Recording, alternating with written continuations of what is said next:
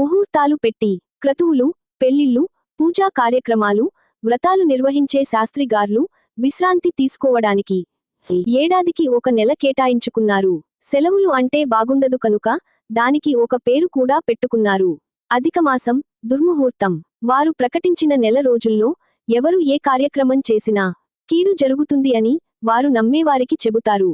లేకుంటే జనాలే ఏదో ఒక ప్రత్యామ్నాయం చూసుకుంటారు కనుక ఆ మాత్రం భయం పెట్టాల్సిందే. శాస్త్రి గారు ఏ విధమైన భయం పెడతారో ఈ టేబుల్లో ఉన్న వివరాలు ఒకసారి చూడండి. చూశారు కదా, ఏ క్రతువు ఎవరికి వారు చేసుకంటే ఎలాంటి కీడు జరుగుతుందో వివరంగా రాశారు. వారు చెప్పింది గుడ్డిగా నమ్మే కోట్ల మంది ఖాతాదారులు, సారీ, భక్తులు ఉండగా వారు ఏమైనా చెబుతారు. నిజానికి ముహూర్తాలు అనేవి బూటకం.